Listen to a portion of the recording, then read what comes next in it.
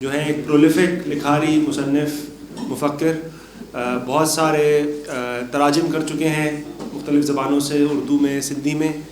اور آج کے موضوع کے حوالے سے سب سے زیادہ اہم بات یہ ہے کہ آج کل مارکسزم اور قومی سوال پر ایک کتاب بھی لکھ رہے ہیں. اسی حوالے سے آج یہ سامنے بات رکھیں گے، مارکسزم اور قوم پرستی، نیشنلزم، نیشن کے حوالے سے جو ہماری روایت میں جو ڈیبیٹس رہی ہیں، جو مختلف تاریخی عمل رہے ہیں، ان کے آپس کی مباحث اور اس سے نکلتے ہوئے نتائج، تو اور اس کے جو ہے وہ حالیہ ریلیونس بھی. تو وداؤٹ فردر اڈو جو ہے میں بخشل سے گزارش کروں گا کہ ہم سے بات رکھیں. سندھ کے کلاسیکل مزاحمتی پوئٹ شاہ عبداللطیف بھٹائی کی کچھ لائنز کے ساتھ کہ محبت پائے من میں رنڈا روڑیا جن، تن جو سرافن اڑتوریو گھایو. جن لوگوں نے اپنے دل میں محبت رکھ کے کچھ بے ڈنگائی کام کیا، اتنا نفیس کام بھی نہیں کیا انہوں نے، مگر ان کا ڈرائیونگ فورس لو تھا، تو جو جوہری تھے، جو منصف تھے، انہوں نے اس کے کام کو بغیر دیکھے اس کے یعنی کہ قبول کر لیا اور اس کو بیش بہا قرار دیا. اور اسی کے ساتھ میں ایاز ملک کا اور ارتقا انسٹیٹیوٹ آف سوشل سائنسز ساتھی کلیم اور اس کی پوری ٹیم کا تہہ دل سے شکر گزار ہوں، اور بڑا خوش ہوں کہ اس طرح کے اکیڈمک سیشنز 3 دن کے اسکول جو ہیں، فکری اسکول، مختلف سوالات پہ مارکسزم کی روح سے، وہ پہلے بھی ہوتے رہیں، مگر اب جس بہتر انداز میں اس دفعہ ہو رہا ہے، اور میں سمجھتا ہوں کہ یہ ایک روایت پڑھنی چاہیے کہ سال میں ایک دفعہ 3-4 روزہ اسکول جو ہے وہ اس طرح جاری رہے، تاکہ ہم جس قسم کی سیاست کریں وہ تو ہے ہی نظریاتی. یہی فرق ہوتا ہے ہماری سیاست اور بائیں بازو کی تمام نظریاتی سیاست اور دائیں بازو کی سیاست کے اندر.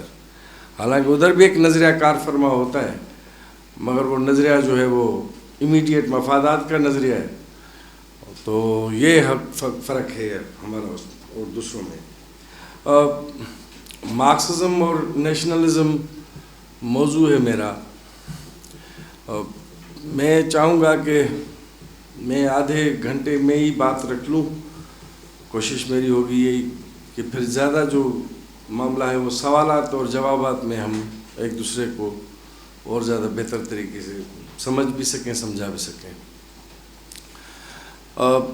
زیادہ تر دوست یہاں سے جو بیٹھے ہوئے ہیں، میرے خیال میں ان کا ضرور سیاست کی جو الف بے طے ہے بائیں بازو کی، ان میں وہ مظلوم قوم کا بھی حصہ ہے اور مظلوم طبقے کا بھی حصہ ہیں. تو یہ سوالات ان کے لیے کوئی تجریدی سوال نہیں ہوتا، ان کے لیے عملی ٹھوس قدم اٹھانے کا سوال بن جاتا ہے، کیونکہ وہ ایک ہی طرح سے 2-3 شناختوں کے ساتھ جڑ کے جو ہے وہ سیاست کرتے ہیں. ایون اگر محنت کش طبقے کی کوئی خاتون ہے، جس طرح ماروی نے بات رکھی، تو پھر یہ دوہرے اور تیسرے تضادات کس طرح آپس میں ملتے ہیں، الگ ہوتے ہیں. صنف کا سوال ہو، طبقے کا سوال ہو یا قوم کا سوال ہو، تو یہ ہمارے تیسری دنیا کے اندر مظلوم قوموں کے جو ہم کامریڈز ہیں، ہمارے لیے سارے سوال جو ہیں وہ بڑے اہم ہیں. مارکس کے دور میں سمجھا گیا تھا، مارکس نے تھوڑا بہت لکھا تھا قوموں پہ اور قوموں کے سوال پہ، مگر چونکہ یہ سوال جو ہے وہ بنیادی طور پہ سامراجی نظام، سامراجیت کے ساتھ جڑا ہوا سوال ہے، تو اس سوال پہ بعد کے مارکسسٹوں نے بہت زیادہ کام کیا. کل بھی ایک لیکچر تھا امپیریلزم پہ اور اچھی بات ہوئی تھی، تو اس حوالے سے پھر ہم اس پہ بھی جائیں گے، اس پہ بھی بات کریں گے. تو یہ کہا جاتا تھا کہ مارکسسٹوں کا زیادہ زور کلاس پہ رہا ہے اور وہ دوسرے تضادات کو اتنی زیادہ اہمیت نہیں دیتے. مارکس نے بھی نہیں دی. میں نہیں سمجھتا کہ مارکس نے نہیں دی، مارکس نے اپنے دور کے حساب سے ضرور دی ہے. مگر یہ ضرور تھا کہ مارکسسٹ مفکرین اور لیڈرز جو تھے انٹرنیشنل، وہ سمجھتے تھے کہ with the piece of time مالیاتی سرمایہ کا جس طرح پھیلنا ہوگا اور جس طرح national boundaries, national states globalization کے لیے جگہ چھوڑیں گی تو نیشنل کوسچن اور نیشنلزم بھی کمزور پڑے گا، مگر ہم دیکھ رہے ہیں کہ اس طرح ہوا نہیں. آج بھی قوم پرستی اور قومی سوال جو ہے وہ ہر جگہ کے خاص کر کے تیسری دنیا کے ایکٹیوسٹوں کے لیے، پولیٹیکل ایکٹیوسٹوں کے لیے اور مفکرین کے لیے بڑا اہم سوال ہے. ساتھی حاجرہ بیٹھی ہوئی ہیں، وہ کہہ رہی تھیں کہ میں اگر فلسطین کی صرف 1-2 ویڈیوز دیکھی ہیں تو میں تیسری ویڈیو دیکھنے کے لیے جو بھی آن لائن ہو رہی میں دیکھ نہیں پا رہی. اتنا ظلم اور جبر جو فلسطین غزہ میں اس وقت ہو رہا ہے. یوکرین اور روس کا جو جھگڑا ہے وہ بھی آپ کے سامنے، جس میں پیوٹن جو ہے وہ لینن کو گالیاں دیتا رہتا ہے کہ اس نے خامخواہ یوکرینوں کو ایک الگ قوم کر دیا، قوموں کے حق خود ارادیت کے چکر میں، اور ہمارے گلے میں ڈال دیا. اور ہم دیکھ رہے ہیں کہ ٹینشنز ہر جگہ پہ موجود ہیں، کیونکہ پولیٹیکلی اسپیکنگ ہم آج بھی دو کے ہائیسٹ اسٹیج آف کیپٹلزم والے دور میں جی رہے ہیں، تو ان ایون ڈیولپمنٹ اس کا خاصہ ہے. تو اس لحاظ سے پھر یہ سوال ہمارے لیے رہتا ہے اور رہے گا. اور یہی بحث تھی ان فیکٹ روزا اور لینن کے بیچ میں بھی. روزا سمجھ رہی تھی لکسمبرگ کے قومی سوال اور قوم پرستی کا جو سوال ہے یہ کیپٹلزم کی ارلی ڈیولپمنٹ کے ساتھ جڑا ہوا ہے، جبکہ لینن کہتا تھا یہ اس طرح نہیں ہے.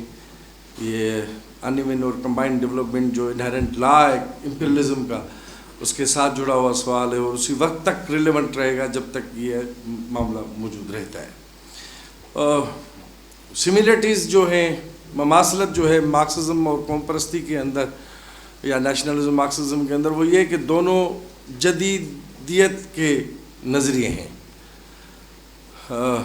جدیدیت سے مراد سرمایہ دارانہ نظام کے سوالات ہیں. یہ اس سے پہلے کے سوالات نہیں ہیں. اس سے پہلے طبقے تھے، مگر اس سے پہلے جو سماج تھا وہ ہسٹری جو تھی وہ ایکٹ تھی، عمل تھی. جدیدیت نے اس ایکٹ کو تھیوری میں بدلا ہے. پہلی دفعہ تاریخ ہمارے سامنے موضوع بنی. پہلے تاریخ سرگرمی تھی، ہم سرگرمیاں کرتے تھے، الانگ کلاس لائنز بھی کرتے ہوں گے، الانگ نیشنل ایتھنک لائنز بھی کرتے ہوں گے، مگر یہ علم کا بننا، ہر چیز علم بن جائے، تو یہ جدیدیت کی مہربانی تھی. اس جدیدیت نے اپنے وطن سے یہ تمام نظریات جو ہیں، سیاسی فکر، نہ صرف مارکسزم اینڈ نیشنلزم مگر کنزرویٹزم بھی کہہ لیں، لبرلزم بھی کہہ لیں، انارکزم بھی کہہ لیں، یہ تمام جو نظریے ہیں وہ اس جدیدیت یا سرمایہ دارانہ دور 2-3 صدیوں کی کہانی کی جس میں یہ تمام پیدا ہوئے، اس سے پہلے اس کی مثال نہیں ملتی. مارکسزم کے جو ترکیبی اجزاء تھے، آپ سب پڑھے لکھے ساتھی ہیں، آپ سمجھتے ہیں کہ مارکسزم بھی ایک تھیوری اینڈ پریکٹس ہے جو کہ کلاس کو اپنا بنیاد بناتی ہے اور ڈائلیکٹیکل میتھڈالوجی سے وہ سمجھتی ہے، اور اپنے روح میں انٹرنیشنلسٹ ہے اپنے فلسفے میں. تو اس کے جو ترکیبی اجزاء تھے وہ بھی ہم سمجھتے ہیں کہ پولیٹیکل اکانومی تھی برطانیہ کی، ریکارڈو ایڈم سمتھ کا کام تھا، اور at the same time France کی سیاسیات تھی. جو بھی پولیٹیکل لٹریچر وہاں سے پیدا ہوا، پہلا یہ بھی کوئی اتفاق کی بات نہیں ہے کہ مارکسزم کی ترکیبی اجزاء میں بھی انہی ممالک اور انہی علوم کا بہت بڑا ہاتھ ہے جن کا خود نیشنلزم میں بھی، کیونکہ پہلے جو کام قومی سوال پہ اور قوموں پہ کیا تھا وہ بھی جو ہے وہ فرانس میں بہت زیادہ ہوا. ویسے بھی فرانس کو کہتے ہیں کہ وہ سیاسیات کے حوالے سے وہ استاد ملک رہا ہے اور اس نے بہت کچھ سکھایا. بہت ساری پولیٹیکل ٹرمنالوجی جو ہے آج اب بھی ہم دائیں بازو بائیں بازو کی استعمال کرتے ہیں، وہ بھی فرانسیسی انقلاب کی مہربانی ہے. تو فرینچ یوٹوپین سوشلسٹ ہوں، ہمارے ولگر مٹیریلسٹ جن کو کہا جاتا تھا، وہ بھی زیادہ تر وہ وہیں سے تھے. تو ان کا جو کام تھا مارکسزم اس سے مستفید ہوا. اور پھر کہتے ہیں کہ جرمن فلاسفی ہے جس میں اسپینوزا کانٹ سے لے کے ہیگل تک ان کا جو کام تھا، فیوباخ تک، میں سن تو نہیں سکا مگر ابھی کنٹینٹ میں کتابوں میں دیکھ رہا ہوں جو پڑھنے کے لیے دیا گیا تھیسس آن فیوباخ، تو ایاز نے اس پہ بات ضرور کی ہوگی. تو یہ اس کے ترکیبی اجزاء تھے. خود نیشنلزم کے حوالے سے دیکھیں، میں نے اس پہ کچھ لکھا تھا، میں اس کو پڑھ لیتا ہوں سیدھا سیدھا، کہ وہ بھی اسی دور کی بات ہے. جو ڈیفینیشن عام طور پہ آج کل اکیڈمیا میں، ورلڈ اکیڈمیا، کیونکہ نیشنل اسٹڈیز ایک بہت بڑا شعبہ ہے جس پہ بہت کام ہو رہا ہے آج کل. تو گیلنر ایک بڑا ماڈرنسٹ تھنکر ہے، اور اس نے کہا تھا کہ قوم پرستی ایک ایسا اصول ہے جس میں قومی اور سیاسی یونٹ کی آپس میں موافقت ہو اور وہ ایک دوسرے کو کمپلیمنٹ کرتے ہوں. یہ تعریف سب قبول کرتے ہیں، تمام قوموں کا یہی ہوتا ہے کہ ہم کسی نہ کسی طرح سے نیشنل اسٹیٹ بنے، فریڈم ہو یا آٹونامی، یہ ان کی سیاست کا ایک کارنر اسٹون ہوتا ہے، بنیادی مقصد ہوتا ہے. تو گیلنر کا بھی یہی تھا کہ جو سیاسی اور ثقافتی یونٹ ہیں وہ جو ہے وہ آپس میں مل جائیں. اسی طرح ہم دیکھتے ہیں کہ نیشنلزم میں ایک تھیوری بھی ہے اور ایک تحریک بھی ہے، اور ایٹ دا سیم ٹائم کسی بھی ایک کمیونٹی اور آبادی، چاہے اس کے ممبر حقیقی ہو یا امکانی. اینڈرسن ایک بندہ تھا، اس نے بھی ایک کتاب لکھی تھی امیجن کمیونٹیز، اور یہ بھی ایک بحث تھا. جس طرح فیمنزم پہ ماروی سے سوال ہوا کہ either feminism is organic a movement or thought that originated from below, from soil and history, or it is a social construct کہ اوپر سے آپ نے نافذ کر دیا. تو یہ بھی قوم پرستی کے حوالے سے بھی یہ بحث چلتی رہتی ہے کہ یہ کیا کوئی کنسٹرکٹ ہے یا یہ سبجیکٹو معاملہ ہے یا آبجیکٹو ہے. اور تو دونوں معاملات میں ہم کوئی بھی قوم پرستی نظریہ تب پیدا کرتی ہے جب وہ خود ایک ثقافتی وجود سے ایک سیاسی وجود بنے. سیاست ایک کارنر اسٹون ہے، سیاست اس کی بنیاد ہے. سیاسی بننا ہی قوم پرستی کی تعریف. ہم عام طور پہ قوم اور قوم پرستی اور قومی سوال میں فرق نہیں کرتے، اگر جب ہم صرف اسپیسیفکلی قوم پرستی پہ بات کریں تو وہ ایک پولیٹیکل تھیوری اور موومنٹ دونوں ہے. اور جس طرح مارکسزم کے حوالے سے ہم بات کریں کہ وہ بھی تھیوری بھی ہے اور پریکٹس بھی ہے. جو تھوڑا بہت دوسری سملیرٹی ہے کہ دونوں ماڈرن تہذیب، جدیدیت کی مہربانی ہے، دونوں نظریے وہیں سے پیدا ہوئے. تو دوسری جو سملیرٹی ہے وہ ان کا ایمنسیپیٹری پولیٹکس کا مزاحمتی سیاست میں، اینٹی اسٹیٹس کو پولیٹکس میں نیشنلزم اور مارکسزم دونوں کا حصہ ہے. کتنا ہے، کیسے ہے؟ مارکسزم تو ہم کہتے ہیں کہ ایک بائیں بازو کا نقطہ نظر ہے. نیشنلزم کے حوالے سے یہ اسٹرکٹلی کہا نہیں جا سکتا کہ یہ اسٹرکٹلی کوئی بائیں بازو کا ہی نقطہ نظر ہے. اس کا اسپیکٹرم بہت بڑا ہے، اس کے اندر جو ہے مختلف رجحانات ہوتے ہیں. مارکسزم تو بات کرتا ہے ایک طبقے کی، اس کو بنیاد بناتا ہے اپنی سمجھ کا، تاریخ کو، سماج کو اور ارتقاء کے عمل کو طبقاتی نقطہ نگاہ سے دیکھتا ہے. مارکسزم تو قوم پرستی اپنی قوم سازی کے نقطہ نگاہ سے تاریخ کو، عالمی سیاست کو اور ہر چیز کو قومی نقطہ نگاہ سے دیکھتی ہے. اور قوم چونکہ ایک ملٹی کلاس ایک وجود ہے، تو پھر کون سا کلاس اس ایجنڈا کو آگے لے کے جا رہا ہے، اس سے پھر قوم پرستی جو ہے وہ اپنے مختلف رنگ دکھاتی ہے. اگر یہ نیشنل کوسچن کسی بھی قوم کا بورژوازی ہے، سرمایہ دار ہے، وہ آگے کرتا ہے. جس طرح اسٹالن نے بھی کہا تھا کہ مارکیٹ وہ جگہ ہے جہاں پہ پہلی دفعہ قومی سرمایہ دار قوم پرستی کا سبق سیکھتا ہے کہ بھائی میری ٹیریٹوری جو ہے، مارکیٹ میرے ہاتھ میں رہے. آپ کو یاد ہوگا کہ جو ٹوپی کلچرل ڈے جو اب سندھ میں منایا جا رہا ہے بڑے دھوم دھام سے اور ہر جگہ پہ، وہ علی قاضی KTN کے جو کرتا دھرتا ہیں انہوں نے ہی اس پہ زیادہ کیا تھا. جب کسی اردو اسپیکر یا کسی پنجابی اسپیکر نے ٹوپی کے بارے میں زرداری پہ کچھ کہہ دیا تو اس نے پھر زیادہ ہی زیادہ اس پہ زیادہ شور کیا. اور اس طرح پھر آپ دیکھیں کہ سندھی ڈیجیٹل میڈیا کو، آن لائن میڈیا کو اپنی ایک مارکیٹ بھی ملی. تو مارکیٹ ڈرائیونگ فورس ہے کہ آپ ویسے بھی فرانسیسی انقلاب آتے آتے تک حکمران طبقے نے بھی سیکھ لیا تھا کہ کوئی ایسا پولیٹیکل پروجیکٹ چاہیے ہوتا ہے جس میں وہ تمام سماج کے حلقوں کی ہمدردیاں حاصل کر سکیں، کیونکہ چرچ کا کام ختم ہو گیا. چرچ اب وہ کام نہیں کر سکتا، لارڈز وہ کام نہیں کر سکتے. پورے ڈارک ایجز کے اندر ریاست کے جو تہذیبی اس کے کانسٹیٹیوئنٹ جو ایلیمنٹس تھے وہ اس کی حیت بدل چکی تھی. تو ایک نیا فلسفہ اور فکر وہ جو بن سکتا تھا جس میں تمام سماج کے طبقوں کی ہمدردیاں لی جا سکتی ہیں، تو وہ پھر نیشنلزم ہی بنا. تو نیشنلزم جو ہے وہ کس کے ہاتھ میں ہے، کون سا طبقہ اس کو، اگر وہ کسان لیڈ کر رہے ہیں، اگر وہ مزدور لیڈ کر رہے ہیں اس سوال کو، ہوچی من ہے اگر لیڈ کر رہا ہے، تو یہ پھر بائیں بازو اور دائیں بازو کا جو نیشنلزم ہے اس میں بہت سے رنگ آ جاتے ہیں. اسٹیٹ نیشنلزم بھی ہے. آج کل ایک جاپانی ایک رائٹر ہے، اس کا کہنا ہے کہ پورا گلوبل سسٹم جو ہے وہ 3 چیزوں کی اکائی پہ کھڑا ہے: اسٹیٹ، نیشن اینڈ کیپیٹل. اس کا انٹر پلے ہے آپس میں.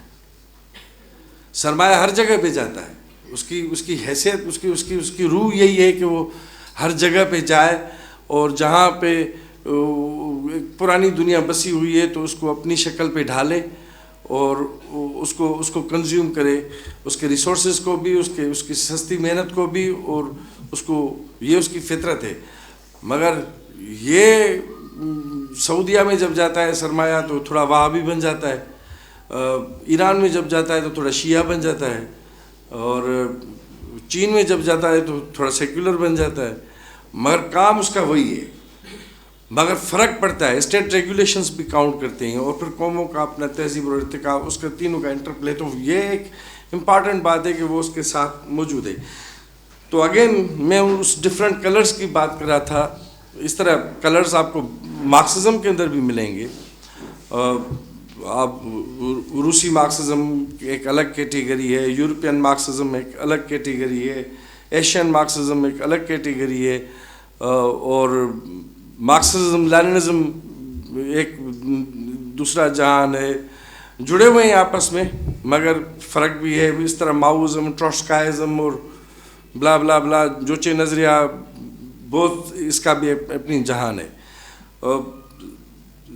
قوم پرستی کے فکر کے حوالے سے تو خیر اس کی پولیٹیکل ڈائیورسٹی تو یہ ہے ہی ہے، مگر اس کی اوریجنیشن کے حوالے سے بھی جو اکیڈمیاں ہیں وہ ڈیوائیڈ ہے.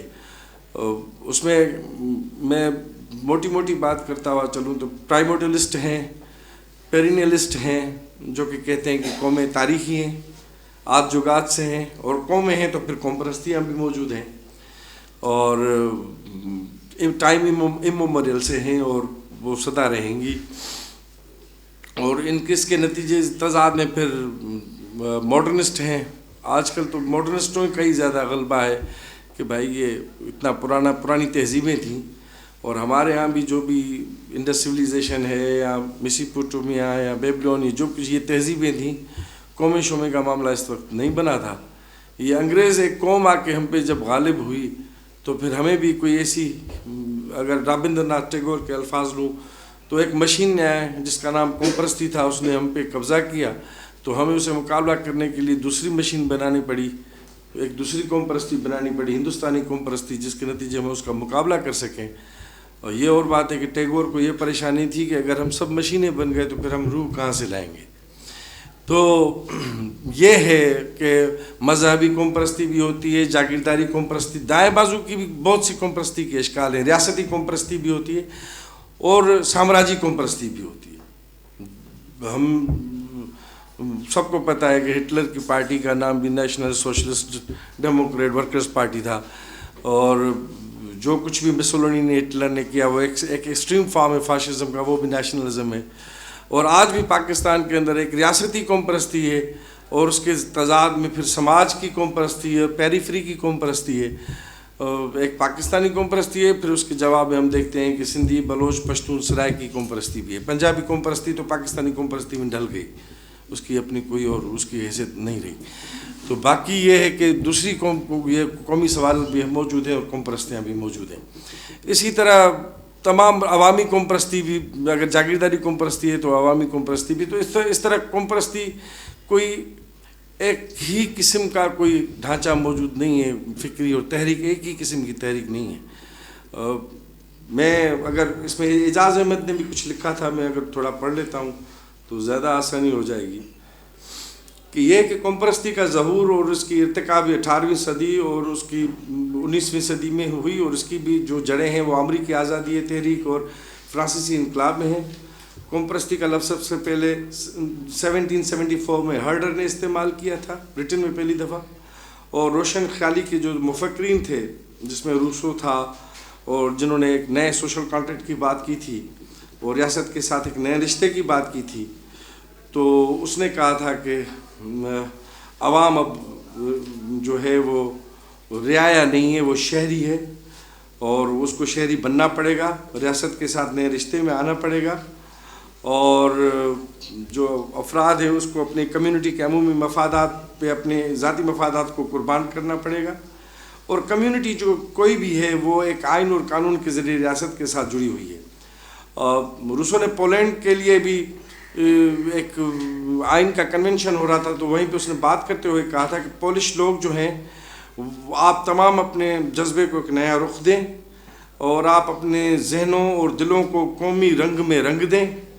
ایک دوسری جگہ پہ بھی وہ لکھتا ہے کہ آپ میں سے حقیقی جمہوریت پسند وہی ہے جو حب الوطنی سے سرشار ہے, جو قانون اور آزادی کو اپنی ماں کے دودھ کی طرح عزیز رکھتا ہے, اور یہی پیار اس کے تمام وجود کو تخلیق کرتا ہے.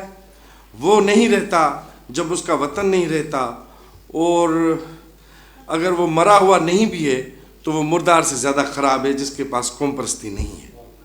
ایمینول جوزف سائس ایک دوسرا بندہ ہے, وہ بھی تھرڈ اسٹیٹ کو کہتا ہے کہ وہ عوام ہی ہے, قوم عوام ہے, ہم ہیں, یہ بادشاہ قوم نہیں ہے, یہ لارڈز وغیرہ قوم نہیں ہے, تھرڈ اسٹیٹ ہی ہے جو کہ قوم ہے, اور ہم اپنی قوم کو نیا بنائیں گے. فرانسیسی انقلاب کی یہ بھی ایک بہت بڑا انقلاب تھا, اور یہ ایک اور سیاسی بحث ہو جائے گی, میں اس میں پڑھنا نہیں چاہتا کہ ہم پاکستان میں رہنے والے تیسری دنیا کے جو لوگ ہیں, ہمارے لیے کون سا انقلاب زیادہ موضوع ہے. کل کسی نے بھی کہا تھا کہ آپ چینی انقلاب سے زیادہ مثالیں دیتے ہیں, روسی انقلاب سے نہیں دیتے. ہمارے دوست ناصر نوشاد نے سوال کیا تھا. میں تو کہتا ہوں بھائی, مجھے تو ذاتی طور پہ یہ لگتا ہے کہ ہم چینی اور روسی سے کہیں زیادہ فرانسیسی انقلاب کے ساتھ ہماری جڑت زیادہ بنتی ہے. جس قسم کی ہماری حالت ہے تو اس کی اہمیت بہت بڑی ہے, اور ہمارے تمام پولیٹیکل ورکرز کو نا فرانسیسی انقلاب کو بہت گہرائی سے پڑھنے کی ضرورت ہے اور پڑھنا چاہیے. فرانس کا انقلاب ایک ایسا انقلاب تھا جس میں جب وہ شروع ہوا تو پھر انقلاب اپنے بچے کھا جاتا ہے. یہ بھی فرانسیسی انقلاب کی ہے. انقلاب وہ سانپ ہے جو اپنے بچے کھا جاتا ہے. فرسٹ رو جو انقلابیوں کی تھی, انہوں نے ایک دوسرے کو گلوٹن میں صرف بادشاہ کا ہی سرطن سے جدا نہیں کیا, تو وہ سب سارا سماجی تحریک لبیک بنا ہوا تھا اس وقت. تو ایک انقلابی آتا تو دوسرا اسے بڑا انقلابی وہ اس کو ہٹا دیتا, مار دیتا. 30 سال تک جو بربریت چلی تو لوگوں کے پاس کھانے کے لیے چوہے کم پڑ گئے اور کچھ بچا نہیں. لوگ رو رہے تھے اور کہہ رہے تھے کہ یہ کیسا انقلاب ہے, کب ختم ہوگا, کب جان چھوٹے گی. کراچی میں ساتھی بیٹھا ہوا ہے, ان کے ساتھ ایک نوجوان تھا, اس سے بحث چل رہی تھی, تو اس نے کہا بھائی انقلاب بہت بڑی قیمت ہے, کامریڈ کوئی دوسرا راستہ نکالو تاکہ ہمیں, کیونکہ انقلاب ایک دفعہ آ گیا تو اس کی بھاگ دوڑ کسی کے ہاتھ میں نہیں ہوگی. اس کی بھاگ دوڑ کسی کے ہاتھ میں نہیں, پتہ نہیں کس کے ہاتھ میں ہوگی, کیونکہ انقلاب لانے والی جو نسل ہوگی وہ تو خود قربان ہو چکی ہوگی اور اس کے بعد والے بھی. تو میں نے کہا بھائی فرانسیسی انقلاب نے جتنی قیمت دی ہے تو اس کے پھر جو فائدے ہیں اور اس کی جو روشنی ہے، اس کی جو طاقت ہے، وہ بھی تو پوری دنیا میں پھیلی ہے، تو تبھی تو پھیلی ہے. تو کوئی بھی قیمت جو ہے وہ انقلاب کے لیے وہ کم ہی ہے، وہ بڑھ نہیں سکتی. تو فرانسیسی انقلاب وہاں پہ بورژوا ڈیموکریٹک ریولوشن کی جو بھی کامیابی جس حد تک بھی ہو سکی، ایکولیٹی، فریٹرنیٹی، یونٹی جو اس کے نعرے تھے جس حد تک بھی مٹیریلائز ہو چکے، مگر فرانس اور امریکی آزادی تحریک یہ دو بڑے وہ واقعات ہیں جس نے پورے یورپ کے اندر، خاص کر کے 1848 میں جب مارکس کمیونسٹ مینیفیسٹو لکھ رہا تھا، اس وقت وہ تہس نہس کر رہا تھا پوری یورپ کی پرانی ریاستوں کو، اور ہر ریاست جو ہے وہ اپنی نئی تشکیل کے عمل سے گزر رہی تھی اور قوم سازی کے عمل کے گزر رہی تھی. 1871 تک تو جرمنی جیسا ملک بھی جو ہے وہ 30 مختلف چھوٹی چھوٹی ریاستوں میں بٹا ہوا تھا، وہ ایک نیشن بعد میں بنا ہے. یہ اور بات ہے کہ جو قومیں پہلی قومیں بنی، پہلی طاقتیں بنی جن کی بنیاد میں انقلابات تھے، وہی اسرائیل اور پاکستان کو چھوڑ کے وہ ایٹمی طاقتیں بھی وہی ہیں آج. انڈسٹریل ریولوشن کے مالک ہوں یا فرانسیسی ہوں یا امریکن ہوں، اور آج پوری دنیا کے اندر 100 سالوں سے زیادہ، 150 صدیاں تو ہو گئیں. 19ویں صدی کے آخر تک تو آلموسٹ مور دین 90% تیسری دنیا ان کی کالونائزیشن کے پروجیکٹ میں پھنس چکی تھی. تو آج اس نیو لبرل امپیریلزم کے دور میں اگین وہی چند قومیں ہیں جن کے جو تمام قوموں کے وسیلوں پہ جیتی بھی ہیں اور اسی کی قیمت پہ موذب بھی بنی ہوئی ہیں. تو یہ پورا ایک پروجیکٹ وہیں سے نکلا. یہ نہیں ہے کہ ہمیں آ کے انگریز نے بتایا کہ ہم آپ سندھی ہیں یا بلوچ ہیں یا پشتون ہیں. ایتھینو لنگوسٹک کانشسنیس جو ہے، لسانی نسلی شعور جو ہے، زبان کے ساتھ جو نتھی ہے، جو ماں کی لوری کے ساتھ، اپنی فوک وزڈم کے ساتھ آپ کو پہلے سے میسر ہوتی ہے. مگر یہ قوم پرستی نہیں ہے. قوم پرستی وہ تب ہوتی ہے جب وہ سیاسی بنتی ہے، کوئی سیاسی اہداف اور مقصد رکھتی ہے، بناتی ہے، تب وہ قوم پرستی ہوتی ہے. اور ہمارے یہاں تو حب الوطنی اور پیٹریوٹزم اور نیشنلزم کو بھی نتھی سمجھا جاتا ہے. یہ بھی ضروری نہیں ہے کہ پیٹریوٹزم اور نیشنلزم، ہر بندہ پیٹریاٹ ہو سکتا ہے جس کو اپنی زمین سے پیار ہے، اپنے لوگوں سے پیار ہے، اپنی ثقافت سے پیار ہے. مگر ہر پیٹریاٹ جو ہو وہ ضروری نہیں نیشنلسٹ ہو. اور یہ حالانکہ نیشنلزم کی ترکیبی اجزاء میں حب الوطنی کا بھی بڑا فیکٹر موجود ہے، مگر وہ ضروری نہیں کہ تمام محب وطن. اب حیدر بچتوئی جس نے GSN کا نام دیا، نظم لکھی، لڑائی لڑی، ہی واز ناٹ نیشنلسٹ، دو ہی was national leader of Sindh, بابا سندھ اس کو کہتے ہیں، مگر وہ نیشنلسٹ نہیں تھا. تو اس کی پیٹریاٹزم پہ ہمیں کوئی شک نہیں ہے. پھر غوث بخش بزن جو اس طرح نیشنلسٹ نہیں تھا، خیر بخش مری اور تالا مینگل کی طرح، مگر اس کی پیٹریاٹزم پہ کسی کو شک نہیں ہے. ہوچی من اور ماؤ کی پیٹریاٹزم پہ کس کو شک ہوگا؟ یہ اور بات ہے کہ تیسری دنیا کے اندر سرمایہ دارانہ قومی جمہوری انقلاب کے لیے بھی وہ وہاں کی جو نیشنل لیڈرشپ تھی وہ کچھ نہیں کر پا رہی تھی. تبھی یہ ذمہ داری وہاں کے کامریڈوں نے، کمیونسٹوں نے نبھائی، انہوں نے نیشنل کوسچن کو لیڈ کیا. تو فلاسفیکلی اسپیکنگ مارکسزم اور نیشنلزم دونوں کا نبھا نہیں ہے. فلاسفیکلی اسپیکنگ لینن کہتا ہے کہ قوم پرستی کتنی بھی بن ٹھن کے، خوبصورت ہو کے، نفیس ہو کے، منصفانہ ہو کے سامنے آئے، مارکسزم کا اس کے ساتھ رشتہ نہیں بن سکتا، کیونکہ ایسینشلی ایک پریورٹی دیتی ہے اپنی نیشن کو، آئیدر اس کا نیشنلزم انکلوسیو ہو، سب کو شامل کرتا ہو، یا ایکسکلوسیو ہو، جو سب کو الگ الگ کر کے نکال کر اپنی شناخت بناتا ہو. جو بھی ہو، مگر نبھا نہیں ہو سکتا، کیونکہ مارکسزم اپنے روح سے ایک عالمی فکر اور فلسفہ ہے، اور نیشنلزم جو ہے وہ ایک قومی ہے. مگر پولیٹیکلی اسپیکنگ دونوں ایک دوسرے کو کمپلیمنٹ بھی کرتے ہیں. مارکس کے دور تک آپ جو نعرہ تھا، مارکس سے پہلے کی دنیا کا جو ترقی پسندوں کا نعرہ تھا، وہ یہی تھا کہ دنیا کے تمام انسانوں اکٹھے ہو جا. تو مارکس نے کہا بھائی انسان کے جو حقوق ہیں یا انسان کی جو زندگی ہے، انسان کی جو آزادی ہے، وہ کسی جن نے، کسی دیو نے، کسی جانور نے نہیں اسے چھینی، وہ بھی انسان ہیں جنہوں نے اس کی آزادی سلب کی ہوئی ہے. تو ہم کون سے انسانوں کے ساتھ ہیں اور کون سے انسانوں کے خلاف ہیں، کون سے انسانوں کو جمع ہونا چاہیے، یہ بات بہت ضروری ہے. تو مارکس نے پھر کہا کہ دنیا کے محنت کشوں جمع ہو جاؤ. مارکس اپنے دور میں جتنا کر سکا، اس نے آئرلینڈ کے سوال کو دیکھا، اس نے پولش کوسچن کو دیکھا، اس نے اٹلی کی قومی آزادی کی حمایت کی، وہ کرتا رہا. مگر چونکہ ہم خود دیکھتے ہیں کہ مارکس کے دور تک صنعتی سرمایہ، خود مالیاتی سرمایہ میں جانے کی ابھی کوشش میں تھا، اور مالیاتی سرمایہ بننے کے بعد پھر وہ ایک نئی سٹیج میں گلوبل کیپٹل ریلیشنز اس دور میں جا پہنچے کہ جس کو پھر لینن نے ایک امپریلزم کی اصطلاح ایجاد کر کے اور سمجھایا کہ انیون اور کمبائنڈ ڈیولپمنٹ میں یہ اب ہو کیا رہا ہے دوسری دنیا کے ساتھ. تب یہ سوال مارکسسٹوں کی جو ہے وہ سیاست کا ایک کارنر سٹون بھی بن گیا.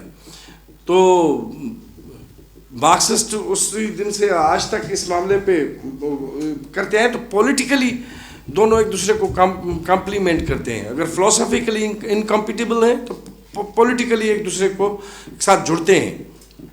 مارکسزم کا دائیں بازو کی قوم پرستی سے کوئی دور دور تک رشتہ نہیں ہے، اس کے ساتھ اس کی لڑائی ہے. بورژوا نیشنلزم کے ساتھ، فیوڈل نیشنلزم کے ساتھ، ریلیجیس نیشنلزم کے ساتھ، اسٹیٹ نیشنلزم کے ساتھ، امپیریلسٹ نیشنلزم کے ساتھ اس کی لڑائی ہے. مگر عوامی نیشنلزم کے ساتھ، تیسری دنیا کے نیشنلزم کے ساتھ، عوام کے نیشنلزم کے ساتھ، مجبور اور محکوم قوموں کے نیشنلزم کے ساتھ اس کی دوستی ہے. تو لینن نے اس نعرے کو بدل دیا کہ دنیا کے مزدور ایک ہو جاؤ. اس نے کہا دنیا کے مزدوروں اور مظلوم اقوام ایک ہو جاؤ. تو یہ ہمارا اس کے ساتھ. تو جب ہم فرق کریں گے قوم پرستی اور قومی سوال میں، تو پھر قومی سوال جو ہے وہ بنیادی طور پہ جمہوری سوال کا حصہ ہے. مارکسزم کچھ بھی نہیں، جمہوریت کا فلسفہ ہے. یہ بدقسمتی ہے ہمارے کلچر، پولیٹیکل کلچر کی، کہ ہم الفاظ کو وہ معنی نہیں دے سکے. ساتھی کلیم نے جس طرح ماروی سے سوال کیا کہ فیمینزم کے ساتھ جڑی ہوئی لبرل غلاظتوں سے کس طرح جان چھڑائیں، اسی طرح جو ہے جمہوریت کے ساتھ بھی بہت سی غلاظتیں جڑ گئی ہیں. زرداری ایک غلاظت کا نام، عمران خان دوسری غلاظت کا نام، نواز شریف تیسری غلاظت کا نام. یہ تمام غلاظتیں جو ہیں وہ ورکرز ڈیموکریسی کے ساتھ ہی چھوٹ سکتی ہیں. اور تمام جو ہسٹری ہے مارکسزم کی وہ بیسیکلی جمہوریت کی تاریخ ہے. جمہوریت سے مراد ہے برابری. جہاں جمہوری سوال وہ تمام سوال جمہوری سوال ہیں جو برابری کو ایڈریس کرتے ہیں. صنفی برابری ہونی چاہیے، پیٹریارکی کا خاتمہ ہونی چاہیے، یہ برابری کا سوال ہے. قومیں برابر ہونی چاہیے، کوئی بھی قوم افضل نہیں ہونی چاہیے، کوئی بھی قوم برتر نہیں ہونی چاہیے، یہ برابری کا سوال ہے. کوئی بھی ایک طبقہ دوسرے طبقے کی ریسورسز پہ نہ پلتا ہو، برابری. تو یہ تمام کلاس کوسچن، جینڈر کوسچن اور نیشنل کوسچن، یہ تمام اس بنیادی جمہوری سوال کے مختلف حصے ہیں. ماحولیات کا سوال. تو مارکسزم کا تمام جمہوری سوالوں سے حصہ پڑتا ہے. تو اس کی ہو ہی نہیں سکتا کہ وہ بائی پاس کرے نیشنل کوسچن کو اور جینڈر کے سوال کو اور ماحول کے سوال کو. یہ کلاس ریڈکشنزم تمام بائیں بازو کی سیاست کا خاصہ نہیں ہے. یہ فار لیفٹ جو ہمارے کچھ مارکسسٹ گروپس ہوں گے یا پارٹیز ہوں گی، یہ ان کا خاصہ ہے. اور یہ مارکسزم کا تو ہر چیز پہ سوال جاتا ہے، ہر چیز سے اس کا رشتہ بنتا ہے. وہ کسی کو ایکسکلوڈ نہیں کرتی، وہ ہر انکلوسیو ہے. قوم کے تشکیلی عناصر جو ہیں، میں اس پہ بھی زیادہ نہیں جانا چاہتا. ہیں تو تمام چیزیں بڑی اہم، زمین ہے، جغرافیہ ہے، زبان ہے، ثقافت ہے، کلیکٹیو سائیکولوجیکل میک اپ ہے، جو بھی ہے. کسی کا ایک زور کسی پہ ہوگا، کسی کا زور کسی پہ ہوگا. میں اس پہ بھی زیادہ نہیں اپنا ٹائم دے رہا. میں تھوڑا ایک دو بات کرتا ہوں. یہ کہتا ہے کہ یہاں پہ کہ کالونائزیشن کے دور میں تیسری دنیا کا نیشنلزم بھی ڈیولپ ہوا، اور لوگوں کی کوئی کمیونٹی یا گروہ جو بھی تھا، گروپ تھا، وہ اس وجہ سے قوم بنایا. وہاں پہ قوم پرستی نے زور لیا کیونکہ وہ ایک بڑی قوم پرستی کی غلامی کے اثر میں تھا. الجیریا کو ایک قوم کرنے میں فرانس اور فلسطین کو ایک قوم بنانے میں جدید معنیوں میں اسرائیل کا بھی بڑا ہاتھ ہے. اسی طرح ہمارے ہاں بھی اگر ہم پاکستانی سماجی عمرانی معاہدے میں نہ ہوتے تو شاید ہم کوئی سندھو تہذیب کے حوالے سے کسی اور پارٹیشن سے پہلے ہم سب ہندوستانی قوم پرستی کی چھپر چھاؤں میں سیاست کر رہے تھے نا. ہمارا بھگت سنگھ پنجابی قوم پرستی کا شہید نہیں ہے, وہ ہندوستانی قوم پرستی کا شہید ہے. ہیمو کالانی جو ہے وہ سندھی قوم پرستی کا شہید نہیں ہے, وہ ہندوستانی قوم پرستی کا شہید ہے. تو پارٹیشن سے پہلے یہاں پہ ہماری جو قوم پرستی, کیونکہ ہمارا معاملہ انگریز کے ساتھ تھا, تو پھر وہ ہماری جو انڈین نیشنلزم والا جو امبریلا تھی ہم اسی میں پولیٹکس کر رہے تھے. مگر پاکستان بننے کے بعد کل بھی میں دوستوں سے بات ہو رہی تھی تو یہ بات تھی کہ بھائی پاکستان میں قومی سوال نہیں ہے, پاکستان بذات خود قوموں کے لیے سوال ہے. کیونکہ قومیں پرانی ہیں, بلوچ, پشتون, سندھی, پنجابی, سرائکی, اس تہذیب کی پرانے لوگ ہیں, وہ ایک ہی تہذیب سے جڑے ہوئے لوگ ہیں. پاکستان نے آ کے یہاں پہ مسئلہ کر دیا, اور پاکستان نے سے پہلے انگریز نے آ کے مسئلہ کیا. یہ بڑی حیرت کی بات ہے کہ جب انگریز کے قبضے میں ہم آئے 1843 میں, تو اس سے پہلے انگریز نے بہت سے معاہدات کیے تھے, یعنی کہ 18ویں صدی کی آخر میں بھی اس کے معاہدات کلوڑوں سے بھی تھے, پھر تالپوروں سے بھی تھے. ایک معاہدہ جو تھا غالباً 18ویں صدی کے اوائل میں, ایک معاہدہ ایسا تھا تالپوروں کا کہ اس کو کہا گیا کہ آپ پنجاب سے ڈائریکٹ بات نہیں کریں گے, پنجاب آپ سے ڈائریکٹ بات نہیں کرے گا. رنجیت سنگھ تالپوروں سے شکارپور نہیں لے گا, وہ جائے گا پشاور پہ جا کے قبضہ کرے گا, مگر آپس میں آپ ڈائریکٹلی بات نہیں کریں گے, ہم آپ کا میڈیم بنیں گے. تو سوال یہ اس میڈیم کا بن گیا, جس کے نتیجے میں ہمارے قومی سوال کی اور ہمارے یہاں قوم پرستی کی یہ شکلیں بنی. بنگال جب پاکستان کے ساتھ تھا تو وہ بنگالی قومیت تھی, جب بنگال آزاد ہو گیا تو قوم ہو گیا. ہم لوگ کیا کہیں, قومیت اپنے آپ کو کہیں یا قوم کہیں؟ یہ میرے لیے بڑی ضروری بات ہو گئی. ابھی میں زیزیک کو پڑھ رہا تھا کچھ عرصہ پہلے, تو اس نے کہا کہ جو ماحولیاتی تبدیلیاں آ رہی ہیں گلوبل وارمنگ کے بعد, اس میں یہ ہو سکتا ہے کہ دنیا کے اندر بڑی ماس مائگریشن ہو, ٹھیک ہے نا. ایک خطے کے پورے خطے کے لوگ جو ہے وہ کسی اور خطے میں زندگی بسر کرنے کے لیے مجبور ہو جائیں گے موو ہونا.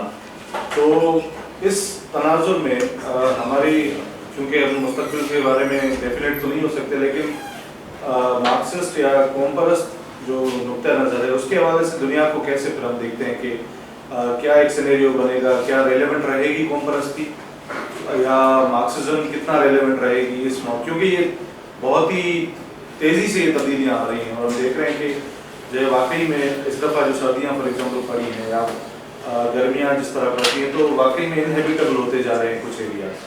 میرے خیال میں جو آپ نے ایک بات کی تھی کہ نیشن اور نیشنلزم کی جو تعریف ہوتی ہے وہ پولیٹیکل ہوتی ہے, یہ ایک بہت سادہ سی بات لگتی ہے, لیکن اس میں بہت پیچھے اس کے پیچھے تھنکنگ ہے, اور بہت ایک ڈیپ بات ہے. تو اس پر ذرا اگر آپ ایلیبریٹ کر دیں تو وہ ساتھیوں کے لیے جو ہے نا وہ بہت یوزفل ہوگا. اور یہ بھی کہ آپ نے ایک لیول پہ یہ کہا کہ فرق ہے قوم پرستی اور قومی سوال میں, تو اس پر بھی اگر آپ بات کریں.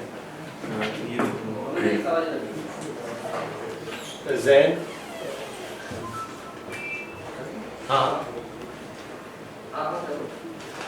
کر دو کامریڈ, آپ نے کہا تھا کہ شاید کلاس ریڈکشنسٹ پولیٹکس ہوتی ہے فار لیفٹ والوں کی.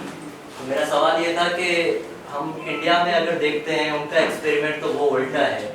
سی پی آئی ماوسٹ نیشنل کوشچن کے ساتھ کھڑی ہے اور منی پور کی آزادی کی تحریک پر بات کر رہی ہے, کشمیر کی آزادی کی تحریک پر بات کر رہی ہے, اور دوسری جو بھی انڈیا میں موومنٹس چل رہی ہیں ان سب پر بات کر رہی ہے. اور اس کے اگینسٹ جو سوشل ڈیموکریٹ ریفارمسٹ پارٹیاں جو پارلیمنٹری سیاست کرتی ہیں وہ ان کے اگینسٹ کھڑی ہیں, جو دوسرے کوشچنس کو اٹھا ہی نہیں رہی, اور اپنے جو جدھر ان کی حکومتیں ہیں ادھر بھی اینٹی پیپل وہ ایکشنز کرتی ہیں. نیشنلزم اگر ہم اپنے پاکستان کے کانٹیکسٹ میں اگر ہم دیکھتے ہیں تو اس کی जब भी पाकिस्तान की आइडियोलॉजी को पेश किया जाता है स्ट्रगल में, फ्रीडम मूवमेंट में, तो एक टू नेशन थ्योरी, एक मजहबी रिलीजियस नेशनलिज्म को फोकस करके बताया जाता है। सही। और इवन जो है वो कायदे आज़म की जो स्पीचेस का हवाला दिया जाता है जो आज़ादी से पहले, वो रिलीजियस नेशनलिज्म को करती है। लेकिन फिर जब पाकिस्तान बनने से पहले 11 अगस्त में जब कायदे आज़म ने स्पीच जो की थी, तो उसमें ये नज़र आ रहा था कि वो टू नेशन थ्योरी से हटकर वो एक वन नेशन का कॉन्सेप्ट देना चाह रहे विद इन पाकिस्तान के। अब सब चाहे वो जिस भी रेस से ताल्लुक़ रखते हैं, रिलीजन से ताल्लुक़ रखते हैं, वो एक साथ मिल कर हैं। और फिर बाद में ये कहा गया था कि आप अपनी सिंधी पंजाबी आइडेंटिटी को भूलकर एक पाकिस्तानी बन जाए। लेकिन फिर हम वापस जाते तो बंगाल अलग हो गया हमसे। तो अब हमें किस वे फॉरवर्ड हम क्या देख सकते हैं फॉर फ्यूचर हमारे कंट्री में? एक सवाल मेरा था, मैंने आपको पूरा लेक्चर शुरू से नहीं सुना, लेकिन एक सवाल मेरे जहन में जो हम लोग गर्दिश करता रहता है वो ये है कि फ्यूडलिज्म हिंदुस्तान में ख़त्म हो गई थी और पहले, फिर बंगाल में भी ख़त्म हुई। पाकिस्तान में क्या इम्कानात हैं फ्यूडलिज्म ख़त्म होने के? और जो हमारी आदत जो फ्यूडल्स हो गई, हम सबकी बहुत ज़्यादा वक्त उस तरह से देखते हैं, चलते भी हम लोग उस तरह से, हम लोग मतलब बहुत ज़्यादा इंस्पायर्ड है फ्यूडलिज्म से। तो उसके इम्कानात क्या है यहाँ ख़त्म होने को, और मुझे फ्यूडलिज्म को मतलब किस तरह ख़त्म कर सकते हैं? अगर इसका जवाब मुझे दे दो तो सही है। जैसे आपने कहा कारण के मार्क्सिज्म सारे सवालों को एड्रेस करता है। तो अगर हम देखते हैं कि पाकिस्तान के कॉन्टेक्स्ट में कभी कभी जो नेशनल क्वेश्चन का सवाल है उसको सप्रेशन ज़्यादा होती है। तो जब कोई सप्रेस्ड क्वेश्चन होता है वो ज़्यादा उसका रिएक्शन भी आता है। जब रिएक्शन आता है तो उसकी जो लिबरेट है उसमें फिर मार्क्सिज्म का इन्वॉल्वमेंट कितना है? क्या वो उस वक्त भी सारे सवालों के साथ उसके साथ खड़ा होगा नेशनल लिबरेशन में, या सिर्फ जो रिएक्शन आएगा उस नेशनल लिबरेशन का, उस कौमी सवाल का, उसको ही लेकर आगे चलेगा? नहीं होना चाहिए कि तो ये संबंध नेशन को नुकसान होता है। हम एक तरह से अभी तो आजकल डाइवर्सिटी और प्लूरलिज्म की बात करते हैं, हम नेशनलिस्ट के अपने आप को कह के इसके क्या हो देखते हैं, क्या बनना चाहिए या नेशनलिस्ट, या इसके नुकसान भी हैं? माना रिएक्शन जो थे तो कौन जो नेशनल जो सप्रेशन जो त असां जॾहिं मार्क्सिस्ट मूवमेंट में इन्वॉल्व थियूं था त उहा हिकिड़ो जॾहिं क्वेश्चन सभिनी खां वधीक मथे उभरे थो, तो उनमें असांजी इन्वॉल्वमेंट सिर्फ़ु उन हिकिड़े क्वेश्चन खे खणी हूंदी या ॿियनि क्वेश्चन खे भी खणी असां कंदासीं? पहला सवाल तो ये सर कि जो हम कहते हैं कि पाकिस्तान को कोई और चला रहा है, जो हम देखने को मिलते हैं, लेकिन मेरे जैसे लोग नाम लेने से डरते हैं, वो अलग कहानी है सर। तो इनकी भी अपनी कोई आइडियोलॉजी है सर कि हम इस तरह से चला लेंगे तो फ्यूचर में ये होगा ये होगा ये होगा, इनकी भी कोई आइडियोलॉजी है? पहला सवाल सर। दूसरा सवाल ये है सर कि हम कल भी इधर एक हमारे साथी ने बात किया था कि फलाना फलाना इनकलाब हम ले लेते हैं, तो आप यहाँ पर ईरान के इनकलाब पर भी थोड़ा हम इससे भी कुछ इसमें भी कुछ वो नहीं है सर? ईरान की इनकलाब तो ईरान में गया था सर। चलो, साथी कलीम ने कहा कि कौमियत और कौम का क्या फ़र्क है। आमतौर पे कौमियत उसको कहा जाता है जो कि कौम साजी, कोई समाजी ग्रोह कौम साजी के अमल से गुजर रहा हो और उसने अपनी कौम बनने के अमल में 2-4 चीज़ें हासिल कर ली हो, मगर 2-4 चीज़ें उसकी रहती हों, तो फिर हम कहते हैं कि अभी कौम नहीं बनी, ये अभी कौमियत है।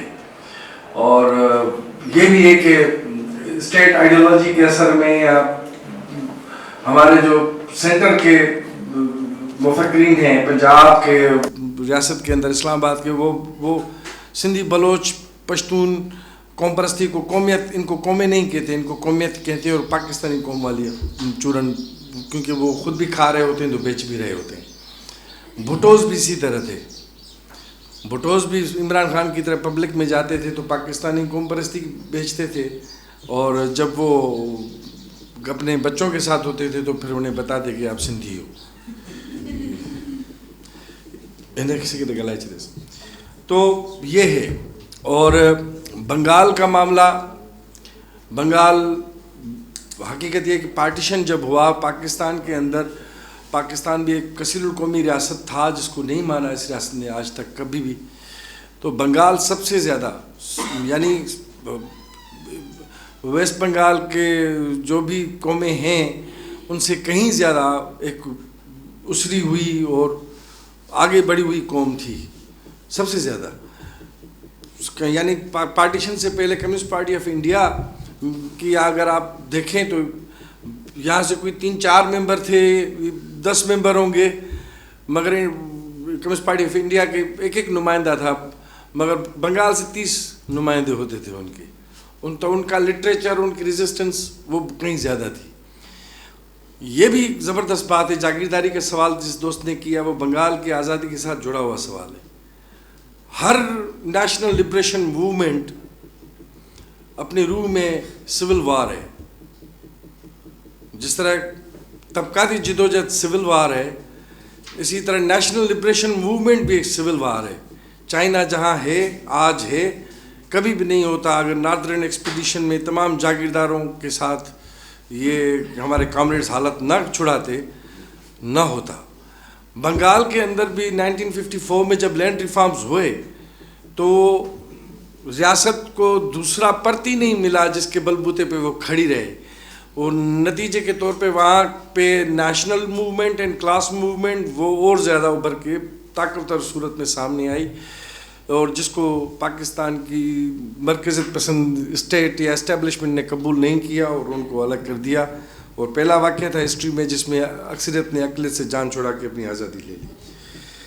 اور وفا نے سوال کیا مائیگریشن, حقیقت یہ مائیگریشن کا ہی سوال ہے کہ اتنی بڑی مائیگریشن ہو رہی ہے, اس میں ماحولیاتی اسباب تو ہیں ہی ہیں کہ وہ ایک جگہ سے لوگ مجبور ہو کے دوسری جگہوں پہ نکلتے ہیں, مگر اس سے کہیں زیادہ جو سوال ہے ماحولیات کے سوال سے بھی بہت بڑا سوال جس کے نتیجے میں مائیگریشنز ہو رہی ہیں, وہ بیسیکلی امن و امان اور معاشی معاملہ ہے. آپ کسی بھی خطے میں جنگ اگر تھوپ دو گے تو وہاں سے تو لوگ نکلیں گے. اور وہ بچے کی اعلان نام تھا جس کی شامی کا بچہ جو سمندر کنارے جس کی لاش پڑی تھی, ہاں تو وہ بھی انسانیت کی ضمیر پہ تھی نا کہ آپ ایک جگہ پہ جنگ بم گراتے ہو اور وہاں سے جب لوگ آتے ہیں تو آپ ان کو پھر اپنے پاس روک دیتے ہو کہ نہیں جی نہیں, آپ تو باربیرین بھی ہیں, بیمار بھی ہیں, اور آپ ادھر نہیں آ سکتے. تو مائیگریشن تو کی ہسٹری تو بہت بڑی ہے.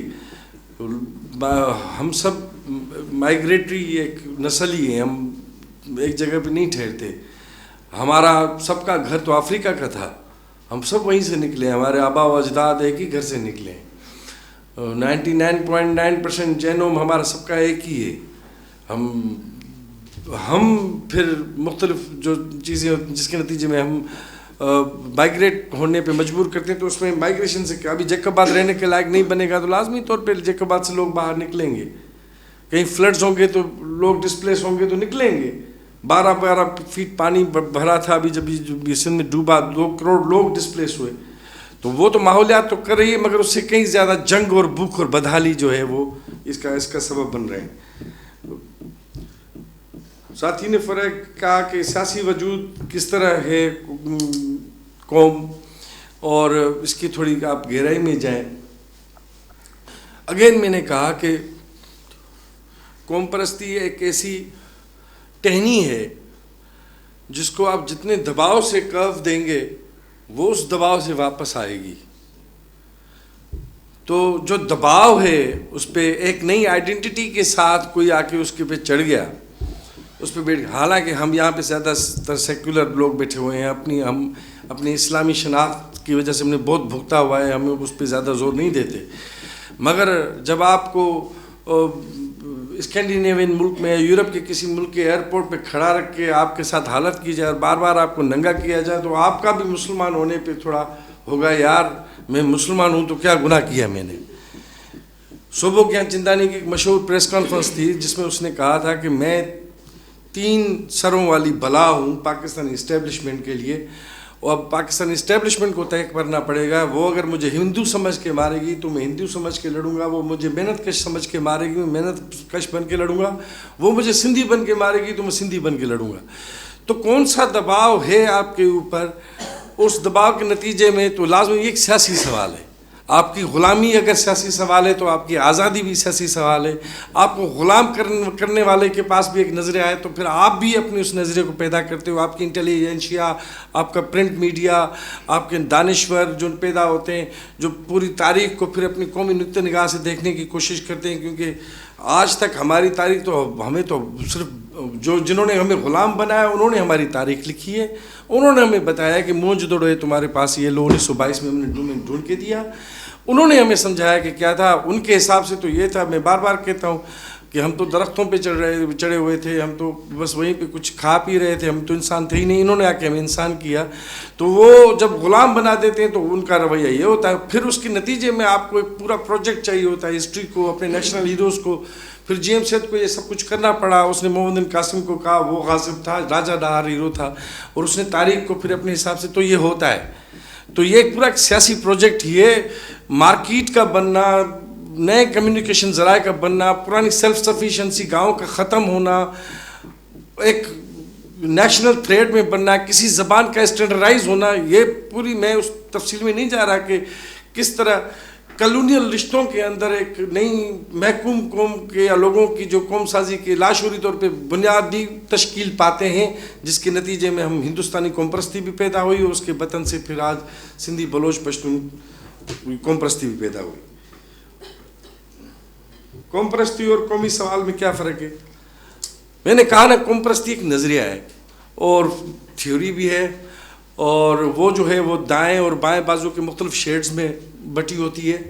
قومی سوال ہم اس تمام پولیٹیکل کوسچنز کو کہتے ہیں جو کہ کسی بھی قوم کو اسری ہوئی قوم بننے کے راہ میں حائل ہوتے ہیں. بھائی اگر سندھ کا قومی سوال ہم دیکھیں تو ہم کہتے ہیں کہ جاگیرداری بھی ہمارا قومی سوال ہے, بھوک بدحالی تو ہے ہی ہے. جاگیرداری, خود مختاری ہمارا قومی سوال ہے. خود مختاری بلوچوں کو ہونی چاہیے, سندھیوں کو ہونی چاہیے, پشتونوں کو ہونی چاہیے, سرائکیوں کو ہونی چاہیے, سب کو ہونی چاہیے. تو خود مختاری اور آزادی, خود مختاری یا آزادی حاصل کرنے کی راہ میں جو بھی رکاوٹیں ہوتی ہیں ہم ان کو قومی سوال کر کے ایڈریس کرتے ہیں. اور قومی تحریک اور قوم پرست تحریک میں بھی بڑا فرق ہے, یہ بھی سمجھنے کی بات ہے. قوم پرست تحریک وہ ہے جو قوم پرست چلاتے ہیں, اور قومی تحریک اس سے بڑا ایک ٹرم ہے جس میں تمام جو نان نیشنلسٹ پولیٹیکل انٹیٹیز ہوتی ہیں, گروپس ہوتی ہیں, پارٹیز ہوتی ہیں, جن کا حصہ ہوتا ہے قومی سوال میں, وہ بھی ڈالتے ہیں تو وہ قومی سوال کا حصہ ہوتا ہے.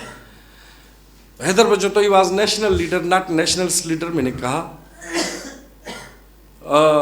ماؤ نے جو قومی جمہوری انقلاب لایا چین کے اندر, چیانگ کائی شیک والے, انہوں نے تو وہاں کے قوم پرستوں نے تو اپنی قوم کو بیچ دیا تھا امریکہ کے جھولی میں.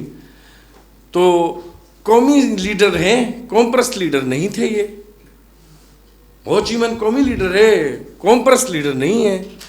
تو قوم پرستی اور قومی سوال میں اور قومی تحریک اور قوم پرست تحریک میں یہ فرق ہے. قومی تحریک نیشنل موومنٹ ایک بڑا ٹرم ہے جس میں بہت سے پروگریسو لوگ, ڈیموکریٹس, ٹریڈ یونینسٹ, ماحول دوست حصہ اپنا ڈالتے ہیں قوم پرست ہوئے بغیر. تو یہ ایک فرق ہے, اس میں بھی میں زیادہ نہیں جا رہا. دوست نے کہا کہ فار لیفٹ کی مثال دیکھیں. دیکھیں فار لیفٹ کا معاملہ جو ہے نا وہ نسبتی طور پہ بدلتا ہے.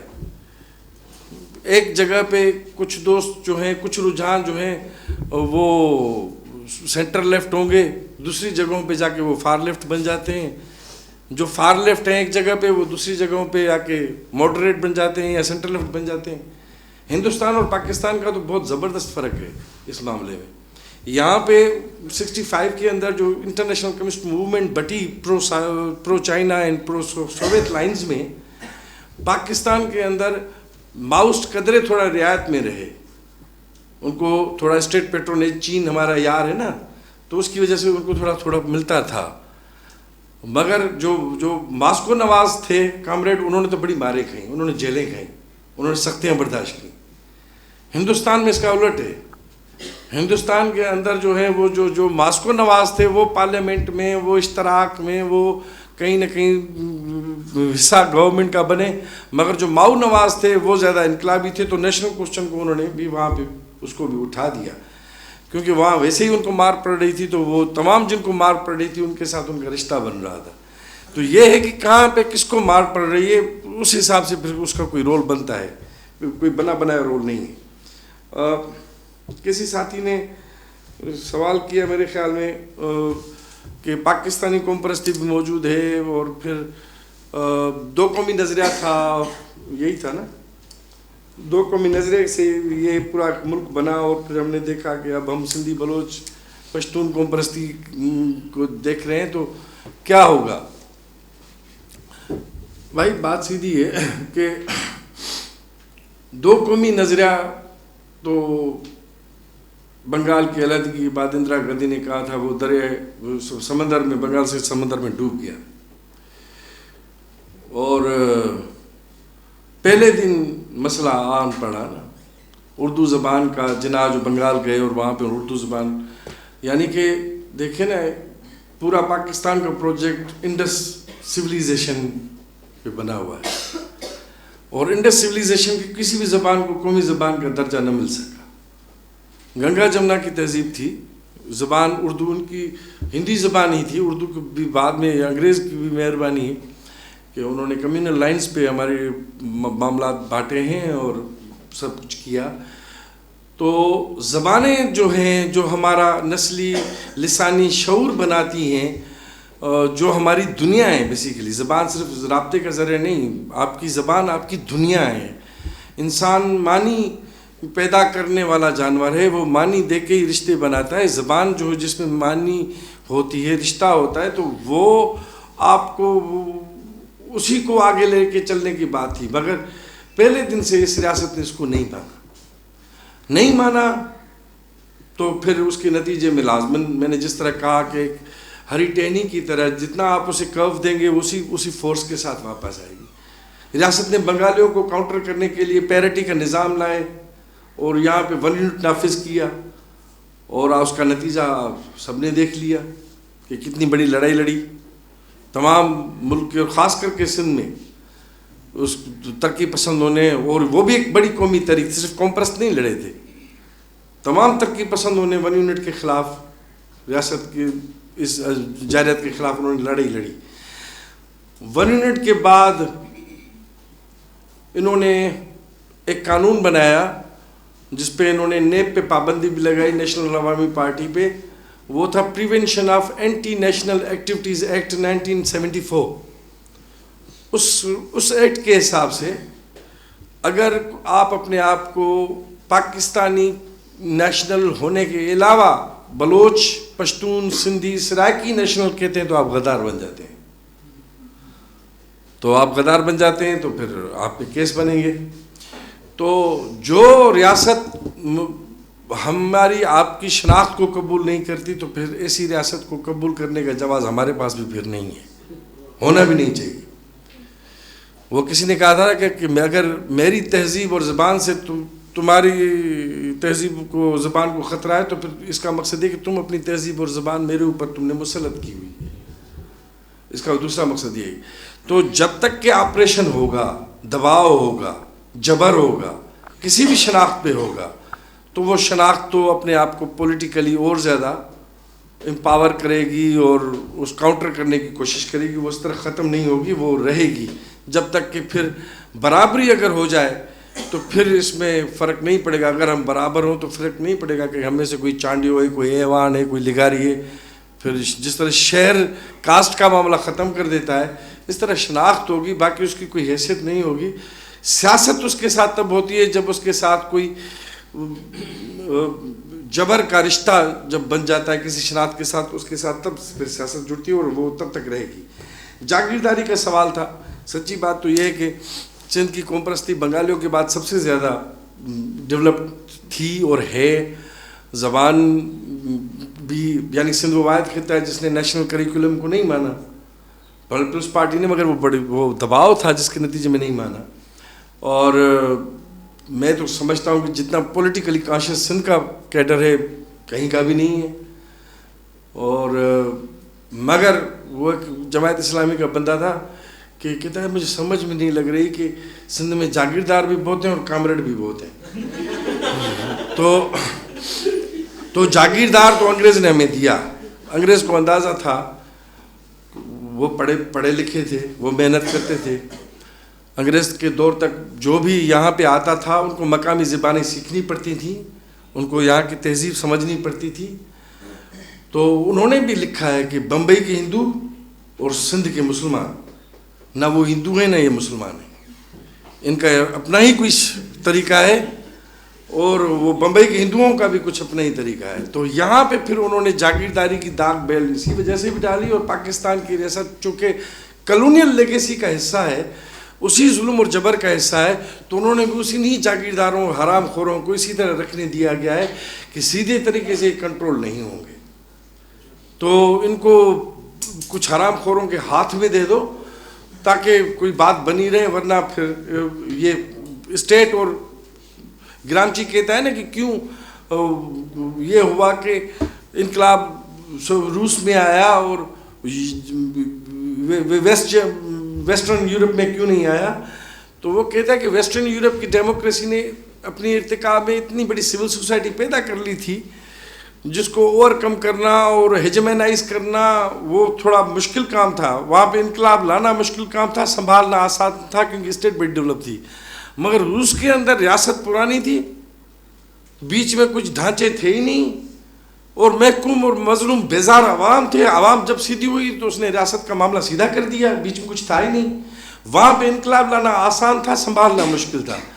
تو اسی طرح یہاں پہ بھی انڈائریکٹ رول, ایک لارڈ کرومر تھے, انہوں نے کہا تھا کہ we do not govern Egypt, we govern the governors of Egypt. تو گورنرز بنا کے انڈائریکٹ رول کے ذریعے کنٹرول کرنے کا جو معاملہ تھا وہ ان کو زیادہ آسان لگا تھا. تب نیپیر کے ہاں جن جاگیرداروں نے سلامی بھری ان کو لینڈ کا رشتہ پرائیویٹائز کر کے یہاں پہ انہوں نے اس معاملے کو خراب کیا. اور جب تک کہ جاگیرداری موجود ہے سندھ کی قوم سازی کا عمل مکمل نہیں ہوگا. ساتھی کلیم نے سوال کیا کہ کیوں بنگال جو ہے وہ قومیت سے قوم بن گیا. وہ اس وجہ سے بنا کیونکہ اس نے لینڈ ریفارمز کر کے جاگیرداری کا 54 میں خاتمہ کیا تھا, اور جب اس کو ریاست ملی تو وہ قوم ہی ہے. ہم سب قومیں ہیں, ہم قومیتیں نہیں ہیں. مگر اگر ہم کمزور قوم ہیں تو اس کی سبب ہماری انٹرنل جو ہے کمزوری ہے, وہ جراثیم اور بیماری ہے جس نے ہمیں اتنا کمزور کر دیا ہے. ہمارا اسپائنل کارڈ جو ہے وہ اتنا کروڈ ہو گیا ہے کہ ہر جو ہے کانا لنگڑا لولا ہمارے سر پہ چڑھ جاتا ہے اور ہم پہ حکمرانی کرتا ہے. تو ہمیں اس سبجیکٹو بیماری کا علاج اینٹی امپیریلسٹ سیاست کے ساتھ, اینٹی اسٹیٹ سیاست کے ساتھ, اینٹی فیوڈل سیاست کے ساتھ, اینٹی پیٹریارکی کی سیاست کے ساتھ, اور تمام ڈیموکریٹک سوالوں کو جوڑ کے پھر ہمیں سیاست کرنی ہوگی, تبھی ہم جو ہے وہ کر سکیں گے. ایک ساتھی نے کہا قوم پرستی نہیں ہونی چاہیے. بالکل صحیح. حرام خوری والی قوم پرستی تو بالکل نہیں ہونی چاہیے, ظلم والی قوم پرستی تو بالکل نہیں ہونی چاہیے. کسی نے کہا تھا کہ قوم وطن ہمیشہ ایسی چیز نہیں جس پہ آپ کو سوچ کے فخر ہو. اگر آپ امریکہ کے حصے ہیں, اگر آپ اسرائیلی قوم کا حصہ ہیں, اسرائیلی ریاست کے نیشنل ہیں, تو جو کچھ اسرائیلی اور امریکہ کر رہا ہے, تو اس بندے نے کہا تھا ریاست اور قوم وہ چیز بھی ہو سکتی ہے جس کو سوچ کے آپ کو شرم آئے. ٹھیک ہے نا. تو جب ظالم سامراجی قوم پرستی اور ریاست کے ساتھ میں پیدا اگر وہیں پہ ہو گیا تو بالکل میں اس کا حصہ نہیں بن سکتا. میری انسان دوستی اس چیز کی اجازت نہیں دے سکتی کہ میں اس کو آگے کروں, اس فکر کو اور فلسفے کو, کیونکہ وہ انسانیت دشمن ہے اپنی روح میں. مگر کیا آپ اگر تیسری دنیا کے کسی علاقے میں ہوں اور وہاں پہ آپ کے ساتھ قومی طور پہ ایک جبر ہو, آپ کے ریسورسز بھی لوٹے جا رہے ہوں, آپ کی شناخت, آپ کی زبان پہ بھی قدغن ہو, آپ کی ثقافت پہ بھی قدغن ہو, تو وہاں پہ قوم پرست ہونا میرے خیال میں اچھی بات ہے, بری بات نہیں ہے. قوم پرستی ہماری جیسی سماجوں کے اندر وہ کامن پولیٹیکل سینس ہے. ہمارا جو عام شعور ہے وہ قوم پرستانہ ہے, کیونکہ میں نے کہا نا زبان بھی موجود ہے, ایتھنو لنگوسٹک کانشسنیس بھی ہے, اور پھر جیسے جیسے ہم تھوڑے جوان ہوتے ہیں تو ہم اداروں میں قوم پرستی سیکھتی بھی ہیں, سمجھتے ہیں, تو وہ گیٹ وے تو ضرور ہے, اور گیٹ وے ہونا چاہیے. بائیں بازو کی سیاست کا گیٹ وے نیشنلزم ہے, third world nationalism, anti imperialist nationalism, یہ مزاحمتی سیاست کا گیٹ وے ہے. اب کوئی بندہ دروازے سے چپٹ کے کھڑا ہو جائے, کوئی آگے کا سفر طے کرے, یہ اس کی مرضی ہے, تو وہ ویلکمنگ ہے. جس طرح ہم سندھی لوگ کہتے ہیں کہ ادب کا گیٹ وے امر جلیل ہے, بندہ پہلے امر جلیل پڑھے گا تو پھر دوستویسکی پڑھے گا نا. یہ تو ہو نہیں سکتا کہ دوستویسکی پڑھ لے پھر امر جلیل پڑھے, یہ نہیں ہوگا.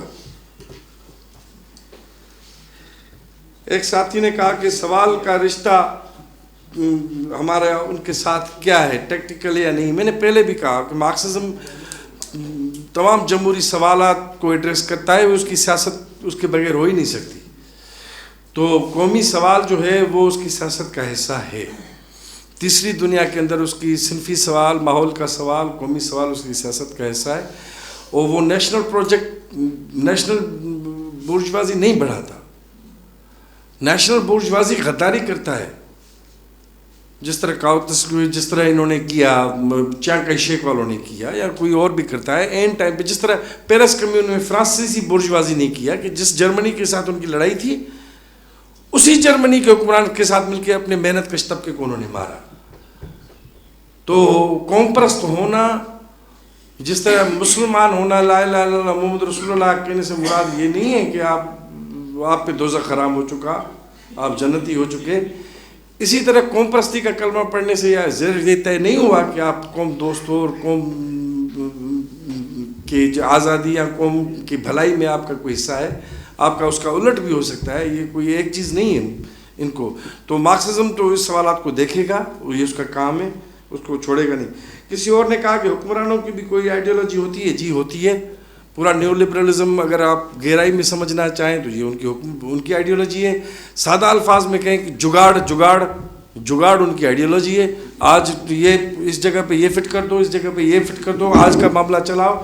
مارکس کہتا تھا کہ پورے کیپٹلسٹ موڈ آف پروڈکشن کے اوپر انارکی رول کرتی ہے. ایڈم اسمتھ جس کو کہتا تھا ہڈن ہینڈس آف اکانومی ہمیں چل رہے ہوتے, وہ انارکی جو رول کری ہے وہ کیا ہے, وہ تو اور زیادہ سمجھنا پڑے گا. تو جگاڑ پہ بہت بڑے بڑے لطیفے ہیں, مگر میرے پاس ٹائم نہیں. میں چاہوں گا کہ کوئی اور دوست بھی یہاں پہ بات کرے. اس میں کچھ اور چیز بھی آپ نے کی تھی ایران کی. جی ہمیں تو تمام انقلابوں سے تو کیا, ہمیں رد انقلاب سے بھی سیکھنا چاہیے. مارکسزم کی جتنی بھی سمجھ ہے وہ حاصلات سے اس نے اتنی سمجھ نہیں بنائی جتنی ناکامیوں سے اتنی اپنی سمجھ بنائی ہے. پیرس کمیون سے اس نے سیکھا کہ ریاست کیا ہوتی ہے.